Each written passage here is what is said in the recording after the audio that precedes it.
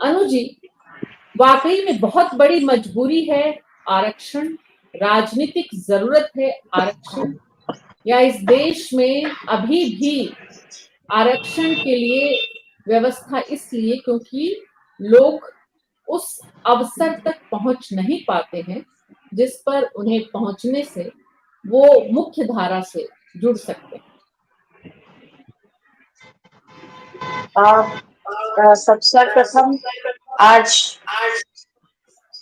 महात्मा गांधी जी की जयंती और लाल बहादुर शास्त्री जी की जयंती पे उनके श्रद्धा सुमन अर्पित करके उनको नमन करते हुए अपनी बातों की शुरुआत करती हूँ। देखिए मीना जी, अगर हम आरक्षण के मुद्दों पे जब भी हम बात करते हैं तो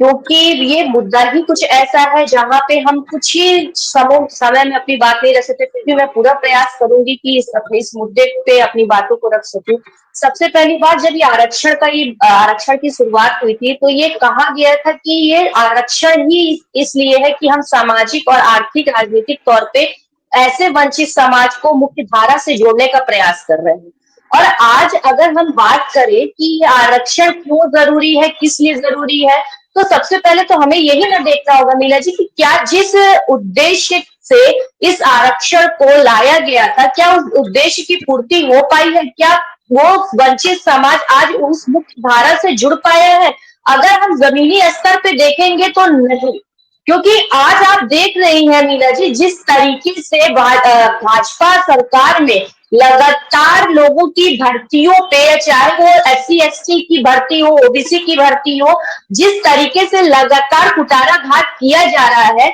आप किसी भी क्षेत्र में चले जाइए, चाहे आप कोर्ट में चले जाइए, चाहे आप हायर एजुकेशन में चले जाइए, चाहे आप शिक्षा भर्ती में चले जाइए, चाहे आप विश्वविद्यालयों में एडमिशन लेने के मामले में चले जाइए, हर जगह लगातार आपको एक ही चीज मिलेगी और आपको बार बार लोगों से एक ही बात सुनने को मिलेगी कि यहाँ पर लोगों के साथ SC ST OBC के साथ, माइनॉरिटी के साथ लगातार भेदभाव किया जा रहा है। अभी आप 69,000 भर्तियों का ही आप मामला ले लीजिए, क्यों वहां पर हाईकोर्ट को, सुप्रीम कोर्ट को हस्तक्षेप करना पड़ा, क्यों ये कहना पड़ा कि भाई आप भर्तियां सही समय सही तरीके से आरक्षण को देखते हुए मद्देनजर आप निकालिए। आप अगर इस असिस्टेंट प्रोफेसर यूनिवर्सिटी कॉलेज में अगर आप भर्तियों, अगर जो अभी इस समय मौजूदा वहां पर जो असिस्टेंट, एसोसिएट और प्रोफेसर, अगर आप उनकी लिस्ट निकालेंगे मीना जी, आपको साफ तौर पे दिख जाएगा कि इतने बड़े बड़े यूनिवर्सिटीज में, कॉलेजेस में SC ST OBC की अभी भी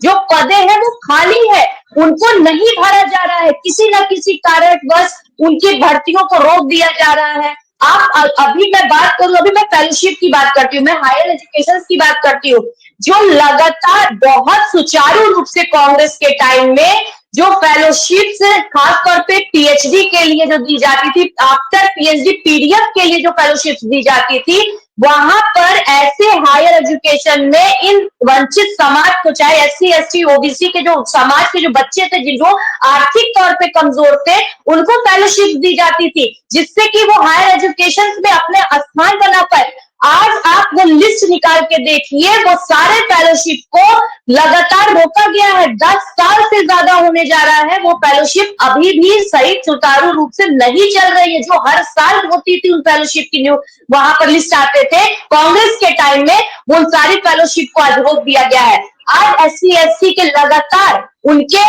स्कॉलरशिप पे, उनके फेलोशिप पे कुटाराघात किया जा रहा है किसी न किसी कारणवश, चाहे कहेंगे कभी सर्वर डाउन है, कभी कहेंगे कि भाई आर्थिक कहीं पे कुछ। डॉक्टर अनु, आपकी बात से ये समझ में आ रहा है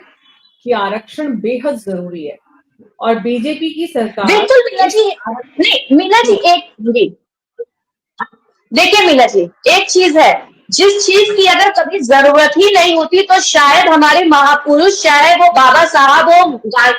हमारे महात्मा गांधी जी और अन्य सभी महापुरुष कभी भी उस धारा की बात ही नहीं करते, मगर उस धारा की, उस विचारों की बात हुई, आरक्षण की बात हुई, क्योंकि हमारे समाज में उसकी आवश्यकता है।